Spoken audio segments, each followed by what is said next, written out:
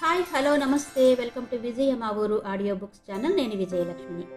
Friends, నవల స్రవంతిలో శ్రీ ఎంవిఎస్ఎస్ ప్రసాద్ గారి నవల మాను మాకును కాను ఆడియోగా వినిపిస్తున్నాను కదా. మరి ఈరోజు మాను మాకును కాను నవల ఆడియో చివరి భాగం వినిపించబోతున్నాను. మరి ఆలస్యం చేయకుండా కథలోకి వెళ్ళిపోదాం పదండి.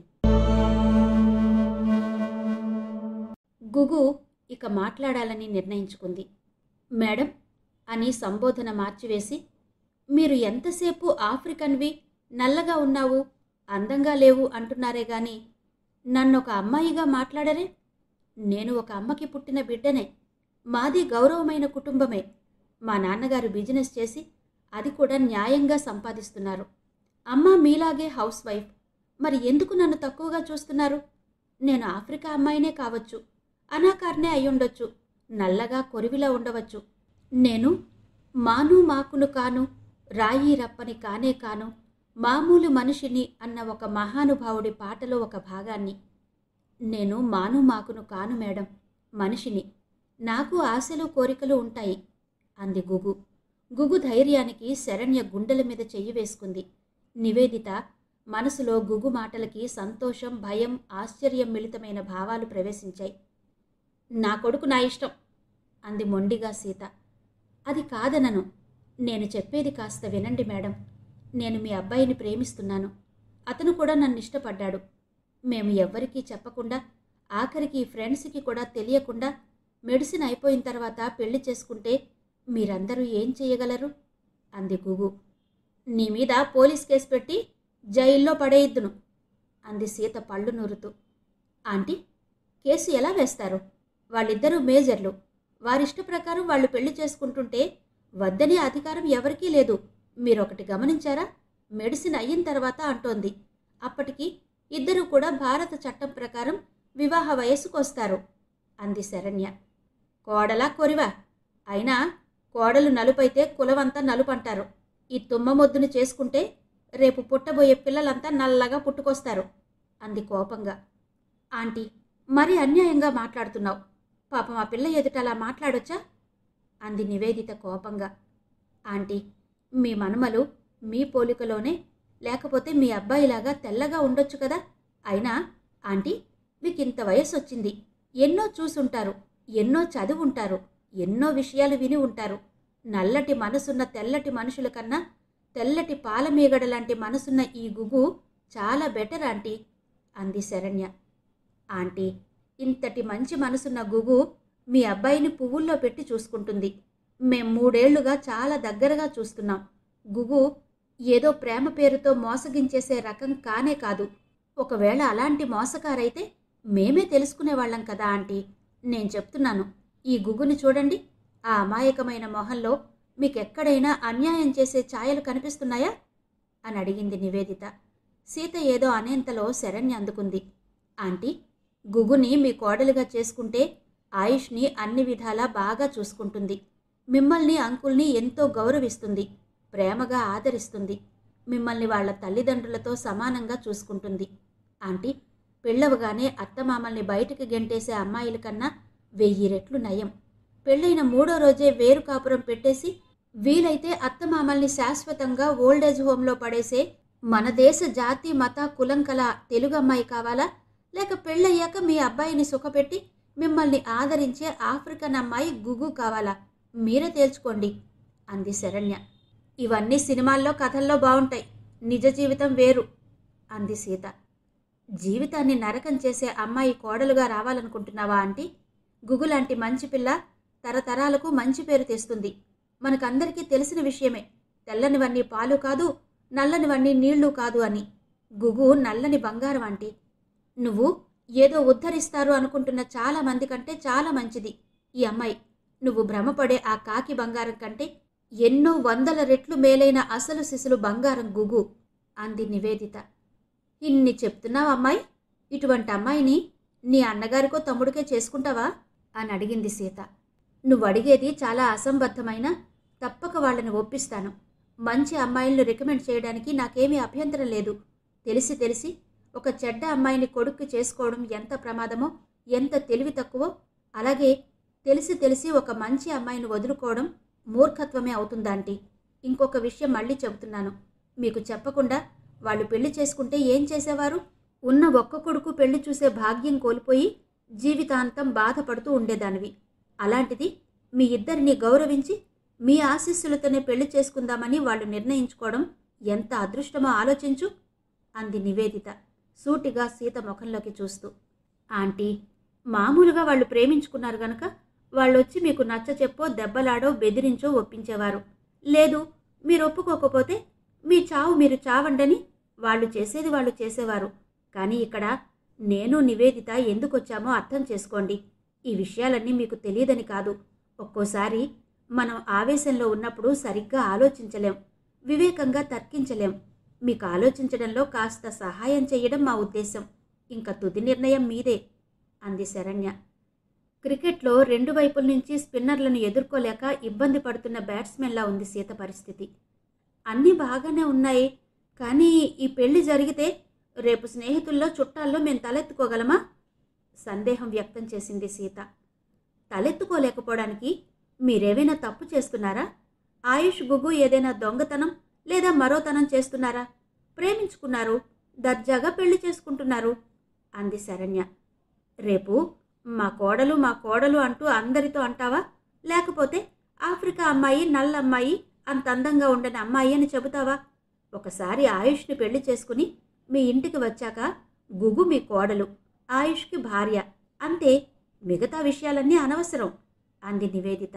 అంతెందుకాంటీ, మీకు మనవడో మనవరాలో పుడితే ఎత్తుకు ముద్దు చేస్తారా లేదా? లేకపోతే ఆఫ్రికన్ అమ్మాయికి పుట్టినవాడు పుట్టింది అని దూరంగా ఉంటారా? అసలు గుగు ఎప్పుడైతే మీ ఇంట్లో అడుగు పెడుతుందో ఆమె ఆయుష్ భార్య, జగన్నాథం గారి కోడలు, సీత గారి కోడలు అవుతుంది కదా. అప్పుడు ఏ మిగతా విషయాలు లెక్కలోకి రావు కదా అంది శరణ్య. ఆంటీ, ఎందుకు అనవసరంగా ఆలోచించి మనసు పాడు చేసుకుని బాధపడ్డం? ఇంకో విషయం చెప్పనా? గుగు ఎదురుగుండానే చెబుతున్నాను. నువ్వేమనుకున్నా జరిగేది జరగక మానదు. హాయిగా నువ్వు అంకుల్ సంతోషంగా ఉంటూ వాళ్ళని కూడా సంతోషంగా ఉండనివ్వండి. నువ్వు పెళ్లికి ఒప్పుకో. మా ఫ్రెండ్ అని చెప్పడం కాదు గాని గుగు మేలిమి బంగారం. అది ఎక్కడ ఉంటే అక్కడ సుఖశాంతులు ఆనందం ఉంటాయి. అంత మంచి పిల్లకి ఎవ్వరూ అన్యాయం చెయ్యరు. నువ్వు కూడా ఒప్పుకో. నువ్వు తీసుకునే ఈ అతిపెద్ద మంచి నిర్ణయం మీ అందరి జీవితాల్ని మార్చివేస్తుంది. ఇక రెండు ఆలోచన చెయ్యకు. ముందుగా మీ కోడలికి ఎస్ చెప్పు, తర్వాత ఆయుష్కి అంకుల్కి చెబుదాం. కమాన్ ఆంటీ, ఒప్పుకున్నావు, ఎస్ అంటున్నావు, ఎస్ అంటున్నావు, ఎస్ అంటున్నావు అంటూ హిప్నటైజ్ చేస్తున్నట్టుగా అంది నివేదిత.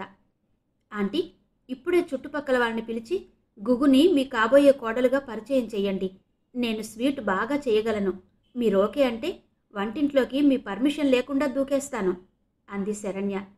ఆంటీ, మేము ఒకసారి మీ పూల మొక్కలన్నీ చూసొస్తాం అని హఠాత్తుగా అంది నివేదిత. ముగ్గురు అమ్మాయిలు బయటకు నడిచారు.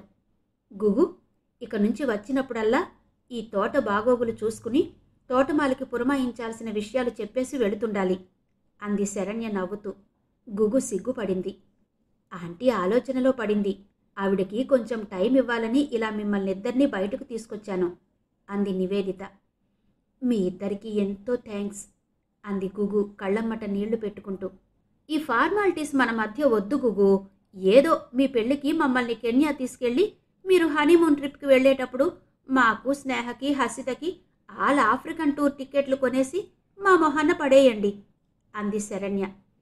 ఏంటి శరణ్య, పెళ్లి చేసి వాళ్ళ నాన్నగారిని అప్పులు పాలైపోమంటావా అంది నివేదిత. అవన్నీ నాకు తెలీదు. నా అతి చిన్న కోరిక ఇది అంది శరణ్య. గుగు, ఈ శరణ్యని ఆఫ్రికా గుహల్లోనో ఏవో క్రూర జంతువులకు ఆహారంగా పడేయ్ అంది నివేదిత నవ్వుతూ. గుగు, శరణ్య నవ్వసాగారు. అలా వాళ్ళు ముగ్గురు తోటలో జామ చెట్టు కింద కూర్చుని మాట్లాడుకోసాగారు. ఈ జామ చెట్టుకి కాసిన కాయలు నువ్వొక ముక్క, ఆయుష్ ఒక ముక్క తింటూ ఒకరి ఒడిలో ఒకరు విశ్రమిస్తూ ఉంటే ఎంత బావుంటుందో ఊహించుకో గుగు అంది శరణ్య నవ్వుతూ. చి శరణ్య, నీకు అస్సలు సిగ్గు లేకుండా పోతోంది అంది గుగు కోపం నటిస్తూ. ఇదేంటి, పెళ్లి చేసుకునేది నువ్వు, ఆయుష్లో గారాలు పోయేది నువ్వు, నాకు సిగ్గెందుకు అంది శరణ్య అమాయకంగా ముఖం పెట్టి. అంటే శరణ్య, తన ప్రేమ గుట్టులు నువ్వు విప్పేస్తున్నావని అంది నివేదిత. శరణ్య, ఇక ఊరుకుంటావా అంది గుగు. ఊరుకునే ఉంటాను తల్లి, లేకపోతే ఉరేసుకుంటానా ఏంటి అంది శరణ్య. నా పెళ్లి సంగతేమో గాని మనం అర్జెంటుగా శరణ్య పెళ్లి చేసేయాలి అంది గుగు. ఇప్పటికి అర్థమైందన్నమాట నీకు, దాని గోలంతా అదే అంది నివేదిత నవ్వుతూ. పోనీలే, ఇప్పటికన్నా అర్థం చేసుకున్నారు, అంతే చాలు అంటూ అప్పుడే చెట్టు మీదకి వచ్చిన చిలకల జంట వైపు చూడసాగింది శరణ్య. మిగతా ఇద్దరి దృష్టి కూడా ఆ చిలకల జంట మీద పడింది. అక్కడ సీత మొదటిసారిగా ఆలోచనలో పడింది. సినిమాలో లాగా వివిధ విషయాలు ఆవిడ కళ్ల ముందు రీల్లా తిరగసాగాయి. చాలాసేపు ఆలోచించి ఒక నిర్ణయానికి వచ్చింది. ఇంటి బయటకు వెళ్ళి తోటవైపు తొంగి చూసింది. ఆతృతగా ఎదురు చూస్తున్న అమ్మాయిలు ముగ్గురు ఇంట్లోకి పరిగెట్టారు. ఆంటీ, కాయా పండా? పండే కదా అని అడిగింది నివేదిత. సీత ఏమీ మాట్లాడలేదు. కొంచెంసేపు మౌనంగా ఉండిపోయింది. నివేదిత, శరణ్య ఒకరి ముఖాలొకరు చూసుకున్నారు. గుగు గుండె వేగం, పనితీరు, లయ ఆ టైంలో ఎవరైనా కార్డియాలజిస్ట్ చూసి ఉంటే అతనికి హార్ట్ అటాక్ వచ్చేది. సీత ఏమీ మాట్లాడకుండా లోపలికి వేగంగా నడుచుకుంటూ వెళ్ళిపోయింది. అమ్మాయిలు ముగ్గురు అటువైపే ఆత్రంగా చూస్తున్నారు. కొన్ని నిమిషాల తర్వాత మెల్లిగా బయటకొచ్చింది సీత. ఆమె చేతిలో వెండి పళ్ళెం, అందులో చీర, జాకెట్, గుడ్డ, పళ్ళు, పువ్వులు ఉన్నాయి. అనుకోకుండా మా కోడల్ని తీసుకొచ్చేశారు. పోన్లేండి, ఇవాళ మంచిదే. గుగు, తూర్పుకు తిరుగు, ఇటు అంటూ గుగును పట్టుకుని తూర్పు దిశగా తిప్పింది సీత. గుగు యాంత్రికంగా సీత చెప్పినట్టు తిరిగి నుంచుంటే శరణ్య, నివేదిత విస్తుపోయి చూస్తూ నిలుచుండిపోయారు. సీత గుగుకి కుంకుమ బొట్టు పెట్టి చీర, జాకెట్, గుడ్డ, పూలు, పళ్ళు అందించింది. గుగు కళ్ళమ్మట నీళ్లు ధారగా కారుతుండగా సీత కాళ్ల మీద పడి నమస్కరించింది. లే గుగు అంటూ గుగుని హృదయానికి హత్తుకుని కొన్ని నిమిషాలు అలాగే ఉండిపోయింది సీత. గుగు జారిపోతుందేమోనన్న ఆనందం అందుకున్నందుకు సంతోషంతో ఉక్కిరిబిక్కిరైంది. శరణ్య, నివేదిత సంతోషంగా కాబోయే అత్తా కోడళ్లను చూడసాగారు. ఏమ్మా నివేదిత, మీరు మా కోడల్ని పెళ్ళయి మా ఇంటికొచ్చే వరకు చాలా జాగ్రత్తగా చూసుకోవాలి అంది సీత. ఏంటంటీ, అప్పుడే మా గుగు మీ కోడలైపోయిందా అంది ఆశ్చర్యంగా నివేదిత.